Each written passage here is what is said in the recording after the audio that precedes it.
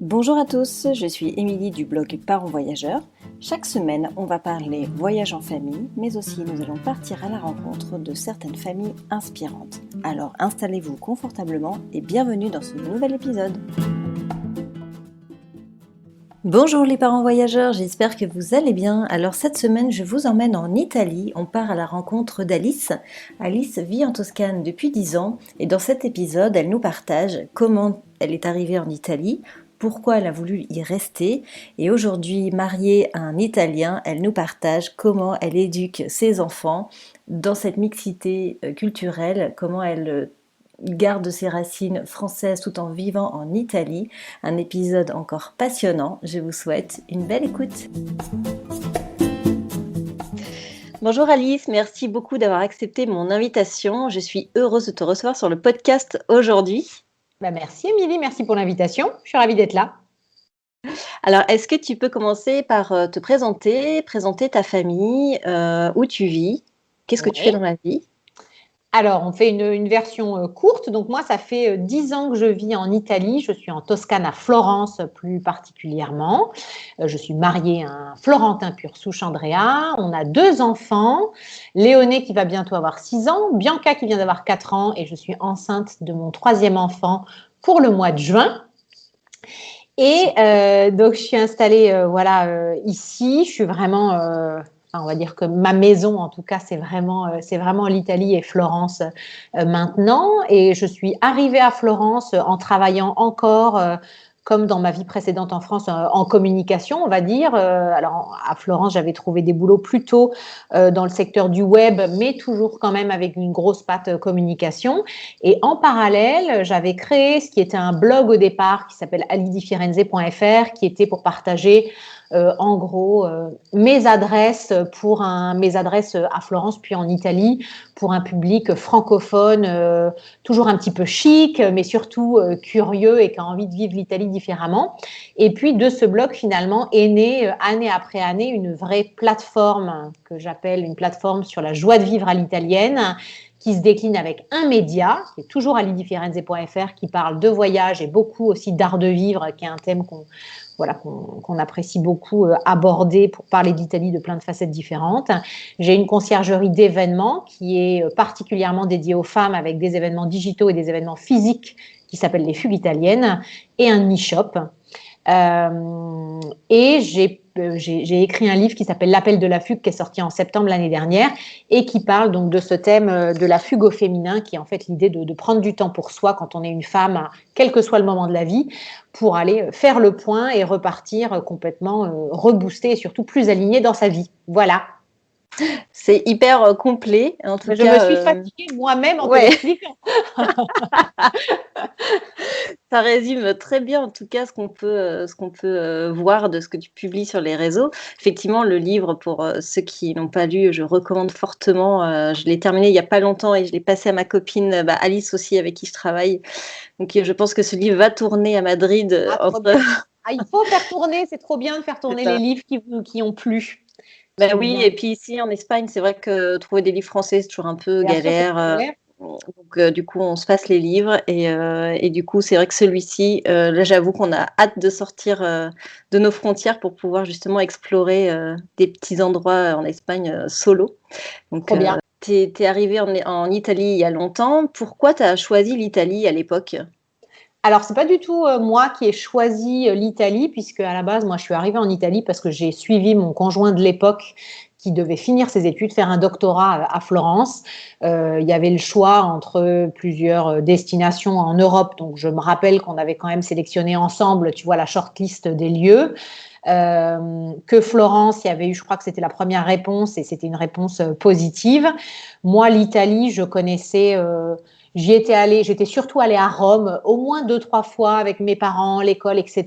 Donc j'avais, tu vois, juste cette idée-là de l'Italie. J'ai grandi à Nice, on est à côté de l'Italie et en même temps, on n'a pas du tout pris l'habitude avec mes parents, tu vois, d'aller régulièrement, ne serait-ce qu'à la plage à Armadita-Già, qui est, tu vois, à 40 minutes. Donc c'était un pays qui était quand même globalement assez inconnu, surtout la langue. Je parlais pas un mot d'italien. Mais on a fait à l'époque un week-end test où on est allé voir la tronche que ça avait, quoi, en gros, tu vois, pour sentir un peu la ville.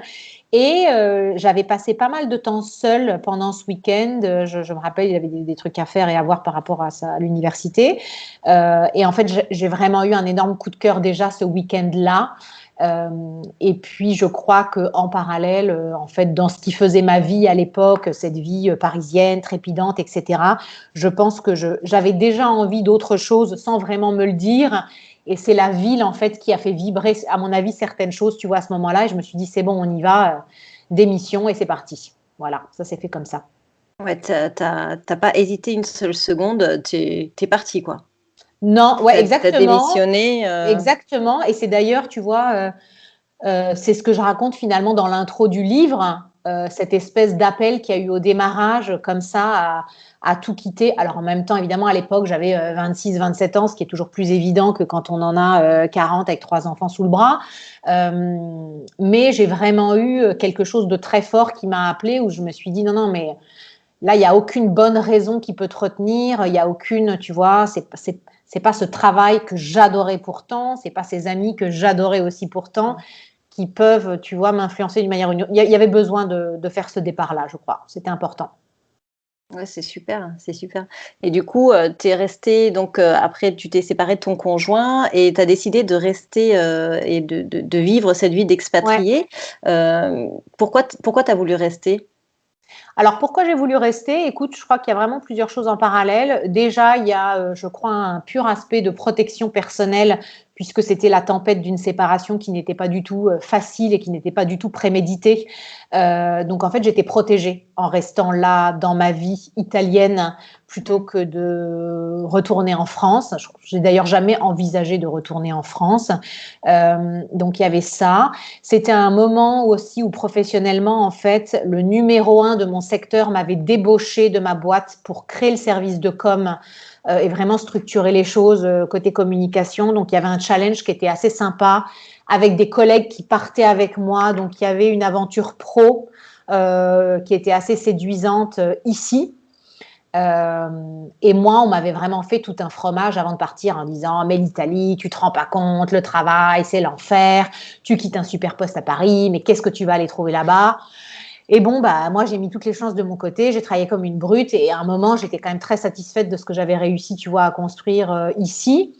Euh, et puis, la vie et les gens en particulier, tu vois, me plaisait, quoi. Enfin, Mm. moi, en arrivant en Italie, je savais que j'étais chez moi d'une certaine manière, avant même de rencontrer mon Italien, etc., etc. Il y a eu vraiment un coup de cœur et quelque chose qui est de l'ordre. Tu sais, quand tu as l'impression de parler à des gens, il y avait un partage de valeurs, d'humanité, de Mm. joie dans le quotidien qui me plaisait beaucoup. J'ai un papa et j'en parle dans le livre, qui a cette capacité folle, si tu veux, à parler à la boulangère de quartier comme il parlerait à son président, tu vois, avec une espèce de bienveillance et de discussions comme ça. Et en fait, ici, on fait un peu la même chose. Tout le monde parle à tout le monde, même s'il y a beaucoup de small talk et que parfois, c'est un peu compliqué d'approfondir aussi et de faire des vraies amitiés. Et ben, cette chose-là au quotidien, pour moi, elle est quand même vachement importante. Ouais, j'imagine tout à fait l'ambiance, en tout cas la chaleur humaine que tu trouves ici, que Mm. tu ne trouves peut-être pas à Paris, en tout cas dans ton environnement précédent. Mais effectivement, ces a priori par rapport au travail, tu as dit que tu as travaillé dur. Concrètement, on fait comment pour trouver un job quand on s'expatrie comme ça dans un pays où tu parlais pas la langue? Qu'est-ce Alors, que tu as fait? ouais, alors déjà, moi, je sais pas pourquoi. Alors déjà, je n'ai jamais douté du fait que je trouverais. Je pense que ça m'a Mm. sauvée parce que même quand c'était dur, il y avait cette espèce de certitude où il était absolument hors de question que je trouve pas un truc qui me plaise, qui soit au niveau, etc. Donc, je sais pas d'où m'est venue cette certitude, mais je sais qu'elle m'a sauvée. Pourtant, naturellement, je suis pas trop comme ça, mais tu vois, ça, je me le rappelle vraiment Mm. très, très vivement. J'avais oublié un détail technique, en effet, en arrivant en Italie, c'est que je ne parlais pas italien. Et en fait, je ne sais pas pourquoi, dans les mois qui ont entouré le projet avant qu'on parte, le déménagement, tout ça, euh, j'ai dû m'acheter un mauvais comment apprendre l'italien en 3 semaines, tu vois, mais rien où je me sois dit qu'il y avait un vrai sujet de fond là-dessus, alors que c'était évidemment la base de tout. Et en plus, en travaillant en communication, c'était indispensable que je l'écrive Oui. aussi très bien. Donc, en fait, ça, quand je suis arrivée, ça a été ma top priorité. Je n'ai fait que ça pendant 2 mois. Et quand je te dis que ça, ma petite tendance machine de guerre, tu vois, a été mise à contribution. Donc, je prenais des cours de grammaire au début, grâce à mon conjoint à l'institut, voilà, où il avait été pris. Donc, j'avais des cours gratuits là-bas. Puis ensuite, des cours que j'ai payés, où j'ai fait beaucoup, beaucoup de grammaire pour avoir une structure qui était impeccable. Ça, c'était le matin. L'après-midi, moi, je travaillais toujours mon vocabulaire, mais ça pouvait aller d'un magazine féminin que j'avais acheté au journal de Mickey, qui était un truc pour enfants, mais en même temps qui avait le mérite d'avoir des verbes d'action très simples et des choses qui allaient me servir très vite, tu vois. Donc, beaucoup de vocabulaire, des fiches, des fiches, des fiches. Et j'ai très vite trouvé, et ça a été vraiment une grande chance, différentes personnes italiennes qui avaient envie de parler, d'apprendre le français, notamment ma copine Isabella. Et du coup, avec Isabella, au moins minimum 2 fois par semaine, en fait, on se voyait, on allait boire une pinte de bière et on faisait une grosse demi-heure en français, une grosse demi-heure en italien, en se faisant des pièges, en se testant sur des trucs. Et ça, en fait, ça m'a mis dans le parler quand même, tu vois, un peu plus rapidement. Et puis est arrivé le moment enchanté où j'avais une microscopique base qui me permettait de tenir un entretien d'embauche si la trame ne déviait pas de ce que j'avais prévu, on va dire. Donc, j'avais des réponses types surtout, j'étais capable de parfaitement me présenter, j'avais appris par cœur mes trucs. Et puis, en parallèle, si tu veux, j'ai commencé à postuler quand je sentais évidemment que, tu vois, il pouvait se passer quelque chose. J'ai vraiment activé un minuscule réseau que j'avais, mais qui avait peut-être des contacts à Florence, une nana que j'avais rencontrée en agence de pub, qui avait travaillé chez Gucci. Gucci avait une antenne, il y avait une nana qu'elle connaissait. Enfin, tu vois, j'y allais vraiment en mode petite fourmi. J'ai dépioté LinkedIn, mais comme jamais, en retrouvant les adresses email des mecs qui avaient des profils cachés. Enfin, tu vois, voilà. Et au final, j'avais quand même, je réussissais à avoir un mail de réponse suffisamment régulièrement pour pas désespérer. Voilà. J'avais réussi à faire un entretien chez Gucci, j'avais eu les RH de Ferragamo. Enfin, tu vois, j'avais quand même des trucs où c'était pas des Mickey. Alors, ça me correspondait pas forcément et tout ça, mais en tout cas, bon, il y avait Ça permet d'avancer. Ça permet un petit peu d'avancer. Je suis arrivée en septembre et je me rappelle qu'en décembre, j'avais été prise dans une agence de pub minuscule, mais qui n'était pas à Florence, qui était un peu en dehors. Je me demande même si c'était pas plutôt vers Bologne. Et en fait, en entretien, j'avais déjà l'impression d'en savoir plus que le mec, tu vois. Et du coup, il y avait eu un truc où je m'étais dit, ok, à mon avis, ça va pas être l'épanouissement. Donc, je m'étais payé le petit luxe de refuser ce truc-là. Et j'ai trouvé en fait en février. J'ai dû passer un entretien en janvier. Et j'ai démarré en février dans cette boîte, dans ce groupe web où je prenais le marché français et la partie communication. Quand tu dis que tu travailles d'arrache-pied, tu fais pas semblant, quoi. En même temps, si tu veux, je suis aussi arrivée, et c'est ça qui est assez amusant quand tu vois un peu les différences culturelles, c'est que moi, je suis arrivée avec ma mentalité de 26 ans, française, je sortais de chez BETC, EuroRSCG, donc grosse machine de guerre, et j'ai eu des boss exceptionnels qui m'ont vraiment formée d'une manière qui me sert encore tous les jours. Donc, j'avais une rigueur, un sérieux, etc. Où moi, j'ai mis tout ça à contribution pour chercher mon boulot. Donc, j'étais pas là à aller faire les musées. Moi, je cherchais un taf, tu vois. C'était indispensable que je trouve. Donc, il y avait ça. Et de l'autre côté, quand je réussissais à avoir un entretien, en fait, j'arrivais, je sais pas comment dire, mais j'ai vraiment un souvenir d'avoir fait un entretien. Je pense que c'était un groupe d'assurance, donc très mauvais casting me connaissant, mais bon, ça devait être de la com dans un truc d'assurance, on s'en fout. Et puis, ça me permettait de me tester aussi en entretien. Et donc, moi, j'étais habillée comme pour un entretien. Et les Italiens qui étaient dans la queue avec moi pour le boulot, mais il y avait le mec, il avait son caleçon qui dépassait. Enfin, tu sentais qu'il n'y avait pas du tout l'attitude sérieuse, tu vois, que moi, je mettais dans l'entretien. Et donc, je pense qu'à chaque fois que je passais un entretien, je faisais aussi très bonne impression, tu vois, dans ma façon de me présenter. Et donc, bon, c'est que des petites choses comme ça qu'on finit par, tu vois, par payer à un moment, quoi. Mais il n'a rien fallu lâcher, hein. Ça, c'est clair et net. Ouais, ça c'est vraiment le vrai hic, hein, en tout cas, quand on part à l'étranger, trouver du boulot, trouver la motivation, savoir comment on fait, comment s'y prendre, apprendre la langue en parallèle, c'est quand même tout un tas de mélanges d'émotions. Et il faut être forte quand même, ou fort si c'est un homme, mais il faut être fort quand clairement. même Ouais. pour vivre ça, quoi. Et ça, Ouais. on sous-estime vachement, je trouve, quand on part vivre à l'étranger, qu'on suive son conjoint ou qu'on ait un poste aussi. Ouais. On sous-estime aussi cette partie-là, quoi. L'apprentissage de la langue, c'est aussi hyper dur de réussir à avoir une conversation détendue et pas scolaire, tu vois. Ouais, bien sûr, bien sûr. Et Et puis même ça, après, c'est chaud. quand tu commences à te sentir un tout petit peu à l'aise, mais qu'ensuite tu es parachuté dans un premier boulot où tu vas avoir la tête, mais comme un citron, Mm. parce que toute la journée, on t'aura parlé dans une langue qui n'est pas la tienne. Il faut rester hyper concentré. Si tu décroches, il n'y a rien qui te ramène dans la réunion. Il n'y a pas un Oui, mot-clé qui va te, tu vois. non.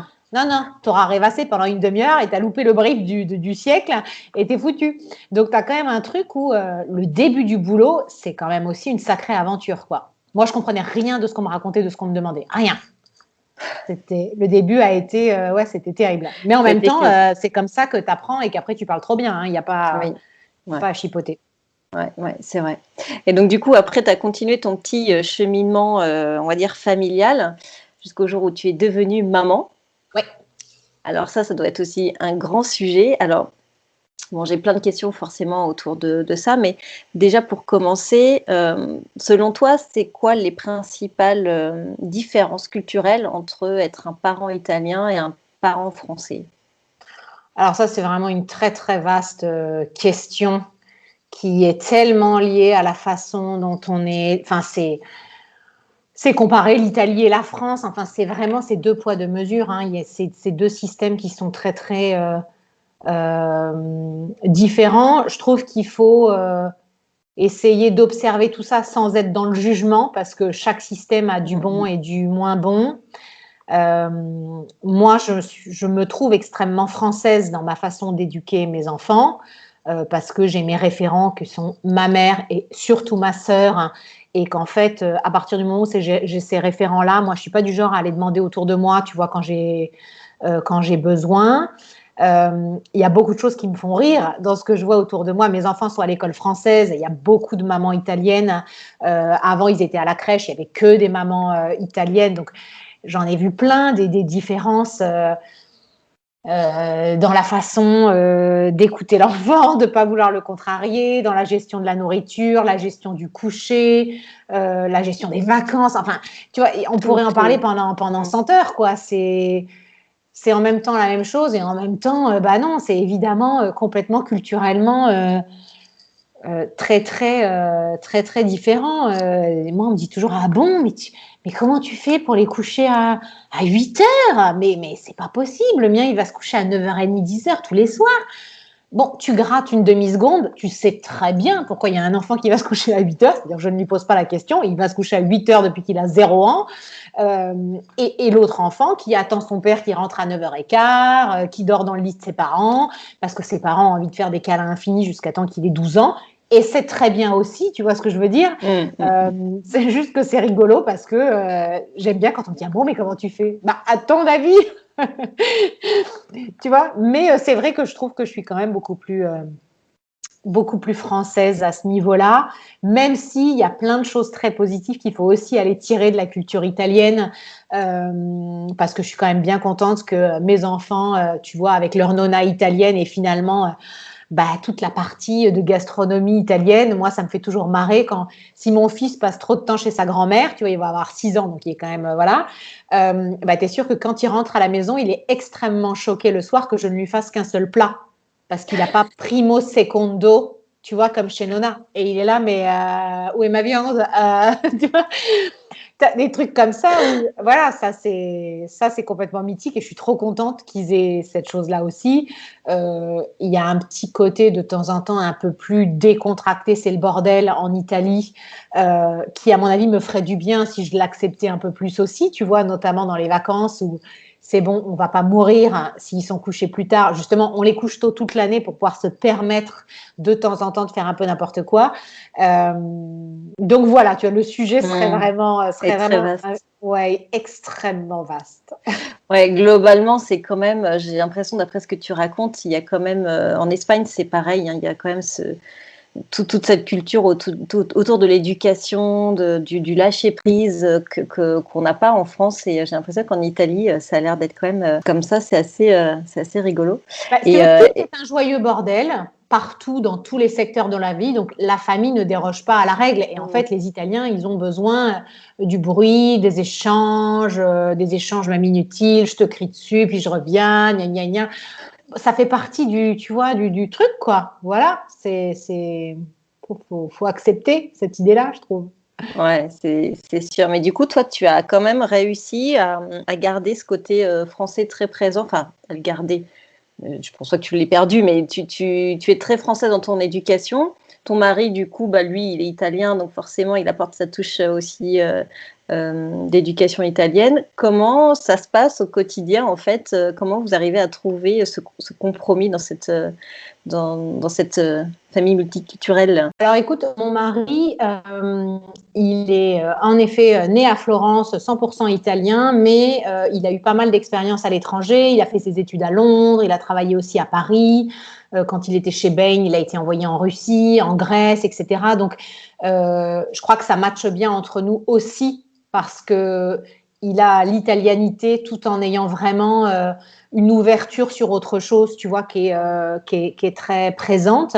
Donc, je crois que notre équilibre personnel à nous, il est aussi là-dedans.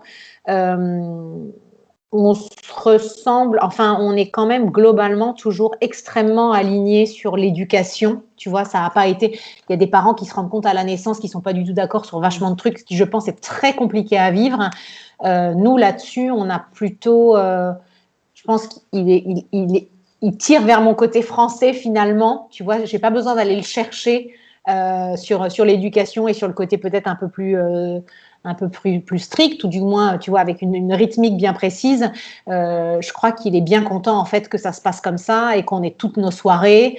Mais en même temps, c'est vrai que, tu vois, il y a eu, en Italie, je trouve que, enfin, à Florence et dans un certain milieu privilégié, il y a quand même une culture, par exemple, de l'aide à la maison. Où moi, quand j'étais enceinte de mon premier enfant, les premières questions qu'on m'a posées, c'est alors, tu vas prendre quelqu'un, comment ça va s'organiser? Et moi, personne n'a jamais aidé ma mère et ma sœur non plus. Et j'avais très certainement pas du tout envie d'avoir quelqu'un dans les pattes. Enfin, ça n'avait aucun sens pour moi, tu vois. Et ayant fait des enfants déjà rapprochés, ils ont moins de 2 ans d'écart, ayant monté un peu tout mon projet en parallèle de ça. Donc, c'était des années très intenses, très frustrantes d'un côté parce que ça allait pas aussi vite que ça, mais en tout cas, voilà. Je me suis rendu compte qu'en fait, si je voulais être la mère que j'avais envie d'être, la créatrice d'entreprise que j'avais envie d'être, en fait, il me fallait de l'aide. Mais ça, c'est venu après, quand moi, j'ai compris, tu vois, petite étape par petite étape, que j'avais besoin, juste pour moi, être épanouie, en fait, d'avoir de l'aide. Mais par contre, on n'aurait jamais pu me refourguer quelqu'un pour gérer les nuits à ma place. Enfin, tu vois, ces trucs-là, là, mais… ça va loin, en fait, quand même. C'était absolument, tu vois, impossible. Mais du coup, je trouve que, voilà, il y a eu des ajustements comme ça, tu vois, culturels, où en effet, je pense que mon mari, il aurait préféré qu'on soit aidé avec quelqu'un full-time à la maison dès qu'on a eu un enfant, tu vois. Et alors moi, c'était hors de question. Donc, il y a eu ce truc-là. Et il y a eu un autre moment où vraiment, j'ai mis du temps à comprendre ce qui, moi, m'allait. Et en fait, au fait que je ne correspondais pas au modèle italien que peut-être mon mari aurait eu en tête.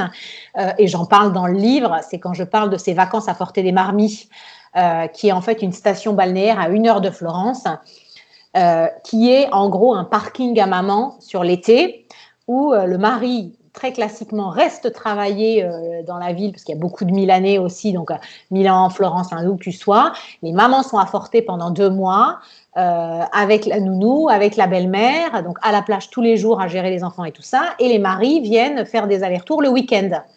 On fait des grands dîners avec des copains, ha ha ha, hi hi hi, et puis voilà.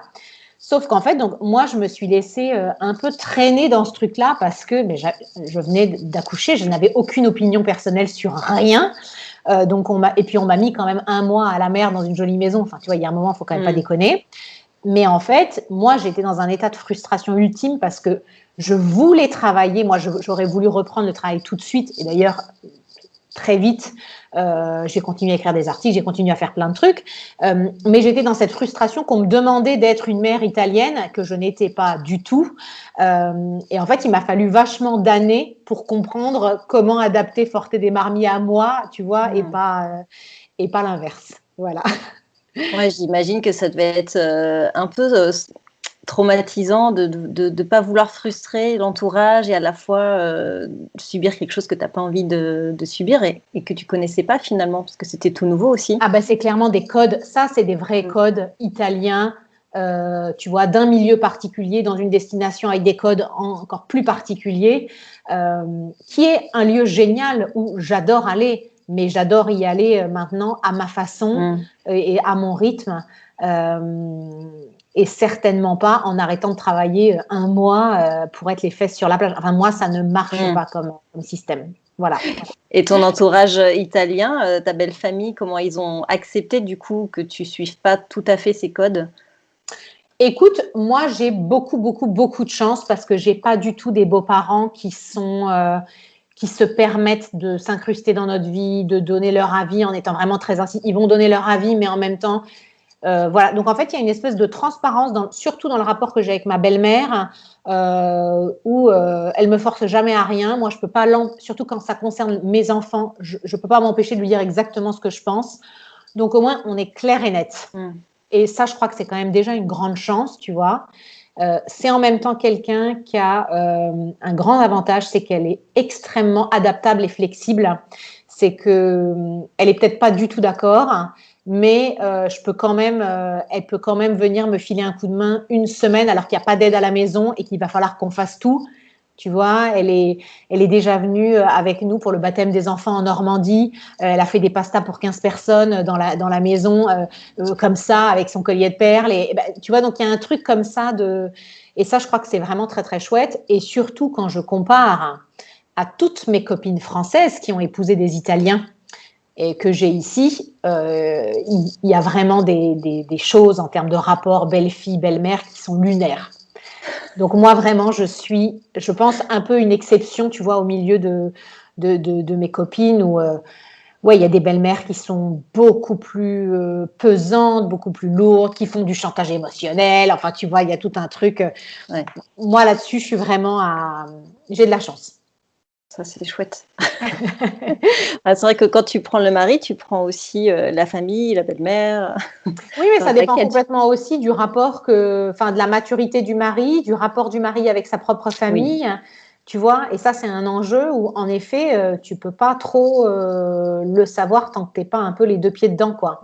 Donc, parfois, c'est vraiment plus compliqué que ce qu'on imagine. Et encore une fois, je pense que j'aurais beaucoup plus d'anecdotes drôles à te raconter si j'avais eu un mauvais modèle, enfin, tu vois, ou un truc compliqué à gérer, mais là, je dois dire que moi, j'ai plutôt de la chance à ce niveau-là. Je fais quand même un peu ce que je veux. Ouais, bah, c'est quand même tant mieux quand même dans ce sens-là. Ouais. Alors, tu disais tout à l'heure que tu mettais tes enfants en école française. Pourquoi tu as fait ce choix? Alors, j'ai fait ce choix parce que bah, déjà, ils grandissent en Italie, ils ont des grands-parents au quotidien ici en Italie. Donc, en fait, l'italien n'aurait jamais été un problème. C'est d'ailleurs la première langue, évidemment, qu'ils ont parlé. Même si moi, je leur parlais français, c'était l'italien qui prédominait chez les enfants. Et je trouve que apprendre, déjà moi, en grandissant et en devant beaucoup écrire en italien, parfois, j'ai du mal à écrire français. Enfin, tu vois, j'ai besoin vraiment de me concentrer pour pas faire de fautes. J'ai vraiment envie qu'ils apprennent la langue, la structure de la langue bien en étant petits, plutôt que de devoir se traîner un mauvais français approximatif, tu vois, jusqu'à la fin de leur jour. Donc voilà. Et puis l'école, on avait eu plutôt des bons, tu vois, des bons retours. Le discours des langues dans cette école-là, en particulier à Florence, ils essaient de faire en sorte que français, italien et anglais, tu sortes à peu près au même niveau à 18 ans, parce qu'ils vont jusqu'au bac.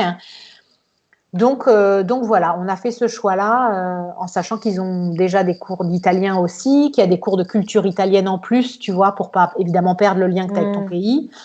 Donc c'était un mix qui nous allait bien à tous les deux.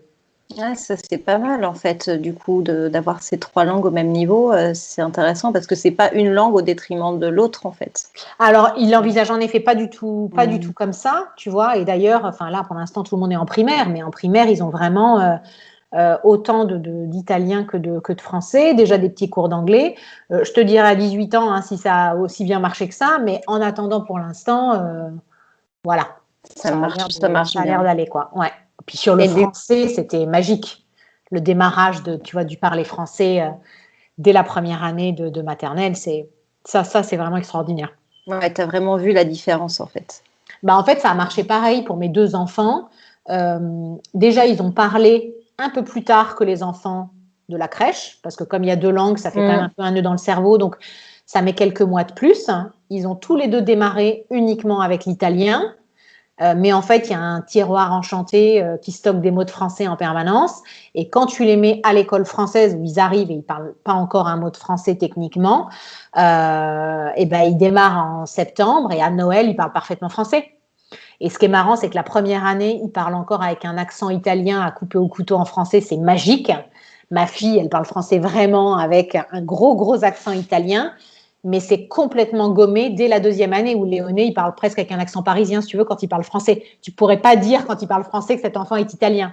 Et c'est assez fou, quoi. Mm. C'est bluffant, hein. Ils sont Ah, c'est incroyables, hein, les petits. complètement bluffant. Ouais. Et je trouve déjà que sur l'anglais, la mémoire de la langue, elle fonctionne hyper Mm. rapidement. Enfin, je m'attendais pas à ce qu'ils mémorisent, tu vois, autant de petits mots d'anglais et qu'ils soient aussi curieux de la langue en général. Voilà, tu vois, on est parti en Espagne en vacances, en Andalousie, il y a un an et demi. Et ça les avait vraiment fait marrer d'apprendre des mots en espagnol et de sortir du hola, tu vois, toutes les deux Mm. secondes, quoi. Mm. Donc, Ouais, c'est chou. ils adaptent, enfin, leur cerveau est vraiment après foutu de manière à ce qu'ils aient cette facilité d'apprentissage des autres langues. Enfin, nous aussi, on le voit. Et du coup, comment tu fais pour maintenir la culture française ou italienne à la maison? Comment tu gères en fait ces deux cultures? Tu prends le meilleur dans chacune d'entre elles ou est-ce que tu fais des activités plus en français ou plus en italien? Alors, je t'avoue que Comment c'est pas du tout quelque chose qui est réfléchi et structuré comme ça, tu vois, dans le quotidien, dans la mesure où l'école fait quand même un gros job, tu Mm. vois, et que là, on est quand même concentré sur les langues et que c'est quand même déjà un énorme bout. Moi, ce qui m'intéresse le plus pour l'instant pour mes enfants, c'est qu'ils, on va dire, touchent à différents milieux et façons de vivre. Et ça veut dire être aussi heureux apporter des marmites dans un certain contexte avec Nona que en Normandie dans ma maison de famille où on va voir les animaux et où on joue entre petits cousins, tu vois, sur la pelouse pendant 2 semaines. Moi, j'ai besoin que, tu vois, que les deux leur semblent très normales. Mm. Et surtout, la France, on est quand même, alors d'habitude, outre Covid, on rentre quand même très très souvent parce que ma sœur a des enfants qui sont à peu près du même âge que les miens. Elle est à Nice, donc on va faire des Mm. week-ends très régulièrement. J'ai besoin en fait d'avoir toujours un pied en France. Ma mère est toujours venue, tu vois, régulièrement en Italie.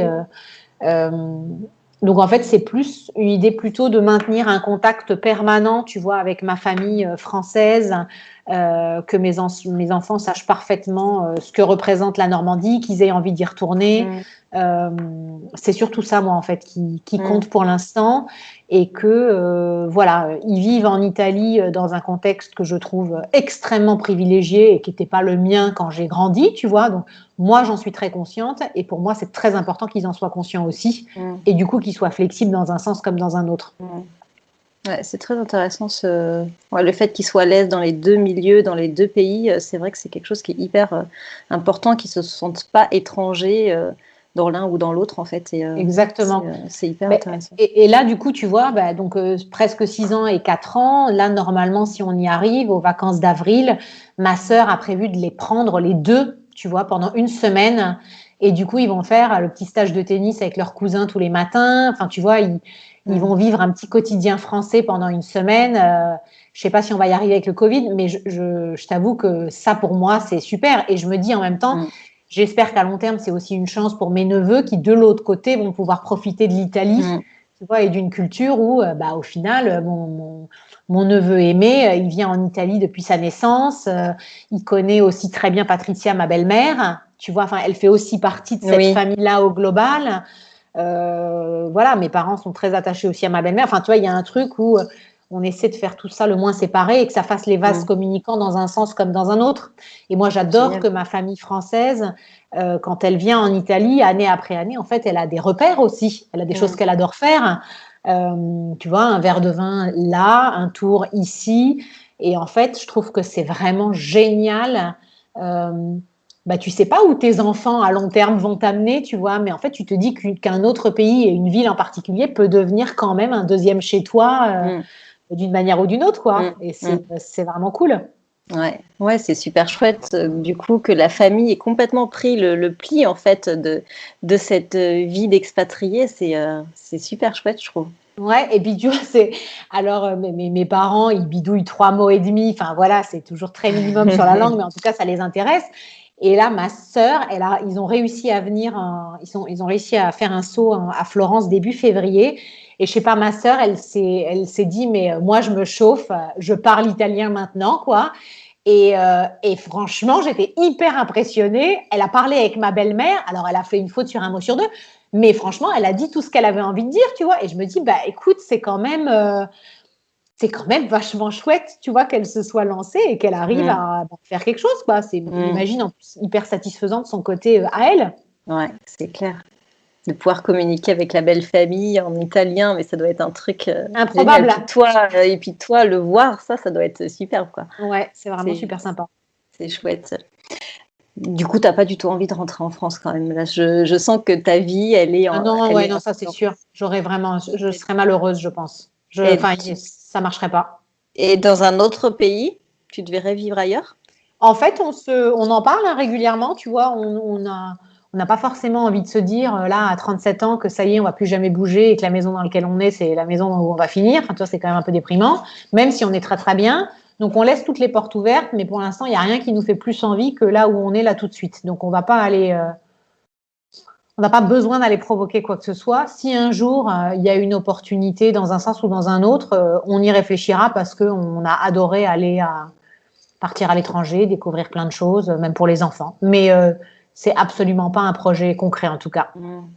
Ouais, parce que là, il y a bébé 3 qui arrive. Et en plus, oui, by the way. Du coup, juste un petit point sur ça. Alors, accoucher en Italie, comment ça se passe? Comment est-ce qu'ils sont... Bon, t'as pas accouché en France, mais du coup, tu as des échos de ce qui se passe en France, évidemment, avec ta famille. Mais c'est quoi les grandes différences? Est-ce qu'ils sont plus nature? Est-ce qu'ils sont plus sur des techniques spécifiques? Alors, écoute, c'est comment? c'est un vaste sujet. 2, c'est un sujet qui me touche en ce moment dans ma 3e grossesse de manière extrêmement personnelle et particulière parce que moi, j'ai eu de très mauvaises expériences pour le 1 et pour le 2.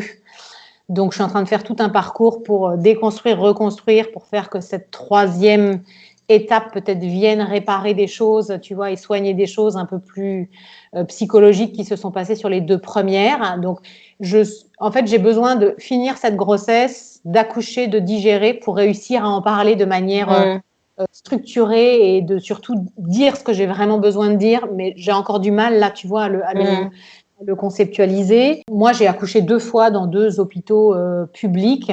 Je saurais pas te dire si ce que j'ai vécu, c'est lié à l'Italie ou en fait lié à la conception moderne maintenant qu'on a de l'accompagnement d'une femme autour de son accouchement.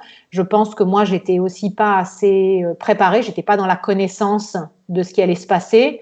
Je peux te dire que là, j'y vais beaucoup plus préparée et qu'on va pas me faire n'importe quoi. Voilà, j'ai mis 2-3 mois à trouver encore une nouvelle structure pour cet accouchement. Donc, je n'accoucherai pas à Florence, mais j'accouche quand même en Italie. Voilà, pour avoir la naissance que j'ai envie d'avoir, qui soit beaucoup plus maîtrisée, choisie de mon côté, et surtout avec un personnel médical qui est à l'écoute des femmes, à l'écoute de leur parcours, et qui sait qu'une femme sait accoucher seule techniquement, et qu'on est là pour faire de l'accompagnement, et certainement pas pour m'accoucher à ma place. Voilà. Donc, on en est là. Donc, ne me chauffe pas trop parce que je suis vénère. Eh bien, écoute, je te propose qu'on en reparle quand tu auras accouché et que tu te seras remise de tes émotions et tu viendras nous parler de tes accouchements en Italie. Ce sera un chouette sujet. Ouais. En espérant qu'en tout cas, tout se passe comme tu le souhaites, c'est que ta préparation, en tout cas, te serve pour avoir l'accouchement que tu souhaites. Ça, c'est hyper important. Alors, pour conclure cet épisode, parce qu'à un moment donné, il va falloir quand même qu'on conclue. Est-ce que tu pourrais partager quelques conseils pour des parents en fait qui ont envie de tenter l'aventure, de partir en expatriation en Italie, s'il y a des conseils, recommandations, des choses que tu pourrais partager de par ta propre expérience, qu'est-ce que tu pourrais leur dire? Alors déjà, je trouve ça un peu compliqué cette question parce que moi, je ne suis pas arrivée avec des enfants. Oui. Je suis arrivée, tu vois, toute seule de mon côté, ce qui n'est pas du tout la même aventure.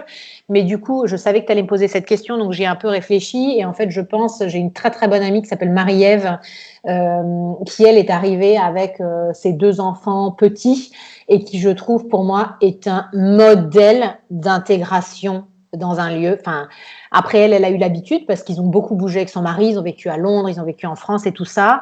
Mais ils sont arrivés en Italie. Lui parlait un peu italien, elle non. Et moi, j'ai jamais vu quelqu'un réussir à s'intégrer aussi bien dans une culture.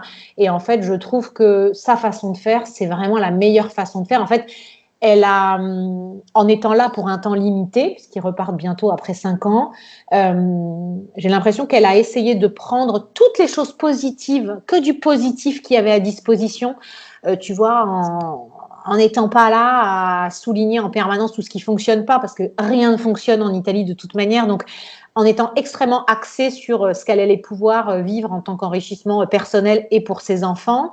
Elle a vraiment exploité, entre guillemets, le filon de l'école française de la meilleure manière qui soit, c'est-à-dire qu'elle a vraiment utilisé l'école pour rencontrer tout de suite des mamans italiennes. Elle a réussi à se faire un groupe d'amis purement italiennes. Elle a ses copines françaises aussi, mais je trouve qu'elle a vraiment eu envie d'aller se mélanger, tu vois, avec l'Italie. Et en fait, en écoutant, en discutant, de calquer un peu ce que eux allaient faire sur ce que les familles italiennes font au quotidien pour en fait vivre l'expérience à 100%, quoi, tu vois. Moi, d'un autre côté, je suis là et je sais que je vais pas bouger. Donc, à part essayer d'être moi-même et de trouver mon équilibre dans tout ça, j'ai pas d'autre ambition, tu vois, pour mon quotidien. Elle, en ayant cette deadline à un moment, il y avait cette idée de vraiment comprendre au maximum et vivre en fait l'expérience italienne. Donc, je suis sûre que sur certains trucs, elle s'est plus italianisée que moi, tu vois, dans son rapport avec les enfants. Mais du coup, comment ça marche l'été? Ah d'accord, Forte des Marmis, ok, comment ça marche? Ah ben on fait comme ça, ok, on va essayer. Et puis après, de trouver évidemment un mix, tu vois, qui leur va à eux. Aller au ski, du coup, ok, les Florentins, ils vont là, ils vont aussi là. Et en fait, je trouve que ils ont tellement profité de ces 5 années, ils en ont fait tellement un concentré en voyageant aussi beaucoup, alors partout en Italie, mais aussi beaucoup en Toscane, tu vois, dans ce qu'il y avait à disposition, en allant un peu calquer, tu vois, en prenant des infos et en allant essayer de tester, de vivre ce que leurs copains du quotidien italien, tu vois, faisaient. Et j'ai l'impression que ils ont quand même, tu vois, profité, mais à mort de leurs 5 ans ici, quoi. Voilà. Je ne sais pas si c'est un bon point ou un mauvais point, mais tu vois, c'est vraiment le truc qui m'est venu en tête quand tu m'avais dit que tu allais me poser la question. Ouais, il y a aussi des parents qui disent on est là que pour 5 ans, donc ils ne veulent pas non plus trop s'investir dans le pays ou dans la culture parce qu'ils savent qu'ils vont y repartir. Et alors moi, ça, je trouve ça extrêmement triste en fait de le vivre comme ça, parce que en fait, 5 ans, c'est énorme. Et en fait, 5 ans aux âges auxquels tu fais l'expatriation, c'est pas des années c'est des années centrales de la vie qui comptent quand même vachement dans notre construction personnelle, notre rapport aux autres, nos rapports à la société, nos rapports avec les enfants. Et en fait, vivre à moitié quelque chose, c'est quand même assez moche dans l'idée. Tout ça pour pas trop t'attacher. Non, il faut mieux chialer comme une malade quand tu vas partir, parce que tu auras vécu les 5 plus belles années de ta vie, avoir appris, tu vois, des choses de cette culture, y revenir parce que tu t'es fait des vraies amitiés.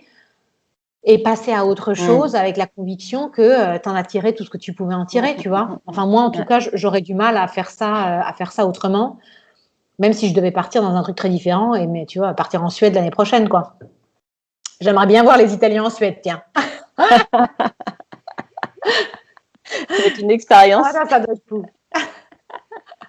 Ouais, je suis totalement d'accord avec toi. Faut vivre l'expérience à fond. On n'a qu'une vie et c'est vrai qu'il faut profiter en tout cas de chaque chaque point positif de chaque culture. Ouais. Donc, après, je pense que pour ceux qui partent 1 ou 2 ans, ça c'est très compliqué. Parce que quand tu pars 2 ans, que tu as des enfants, qu'il faut 1 an techniquement pour s'installer, se sentir bien, et que tu as 1 an pour, en gros, tu profites 4 mois parce qu'ensuite tu es déjà en train de penser à l'étape d'après et de l'organiser. Ça, c'est la frustration. Je pense que c'est très, très frustrant. Enfin, 5 ans, tu as le temps de te rouler dans le kiff, tu vois, quand même, voilà, un paquet d'années, en fait. Donc, ouais. Est-ce que tu as un petit mot de la fin à nous partager pour conclure cet épisode ? Écoute, petit mot de la fin, est-ce que j'ai un petit truc à dire? Non, je crois que, tu vois, moi, je trouve que pour bien vivre, en tout cas, l'expatriation, en fait, déjà, c'est pas dit que tu t'intègres parfaitement dans la culture parce que pour des gens, ça ne fonctionne pas. Il faut quand même en être conscient. Il y a des cultures, moi, j'ai déjà vu des Français arriver et repartir parce qu'en fait, ça marche tellement pas avec leur fonctionnement personnel, leur système de valeurs et tout ça. Donc déjà, tu as des pays qui font rêver et puis après, tu as le concret. Donc, il faut quand même être tu vois, tu pars pas vivre un rêve éveillé, on n'est pas dans un Disney, ça va être la vraie vie. Donc, bon, il faut être un peu au clair avec ce truc-là. Mais je crois qu'après, sur place, faut quand même être dans le respect de ce qui se passe en face de toi. T'es pas là pour essayer de calquer des comportements ou de mettre les gens, remettre les gens au pas de l'autre côté. Les gens, ils vivent comme ils vivent, ils t'ont pas attendu. Donc, il faut réussir à en tirer quelque chose, à être respectueux de tout ça et voilà. C'est un très beau mot de la fin. Voilà, c'était un mot brillant pour finir cet échange. Écoute, je te remercie infiniment, Alice, d'avoir répondu à mes questions. Je suis très contente de t'avoir eu sur cet épisode. Je te souhaite une belle fin de journée et tu reviens quand tu veux nous parler de ton accouchement ou de quel autre sujet, quel qu'il soit. Tu reviens quand tu veux. Merci beaucoup, à très bientôt. Merci beaucoup pour votre écoute. Si cet épisode vous a plu, alors n'hésitez pas à le partager sur vos réseaux sociaux, auprès de votre entourage, auprès de vos amis. Montrez-leur à quel point il y a plein de parents voyageurs formidables et inspirants partout dans le monde. En tout cas, moi je vous souhaite une très très belle semaine et je vous dis à mercredi dans 15 jours. Ciao ciao!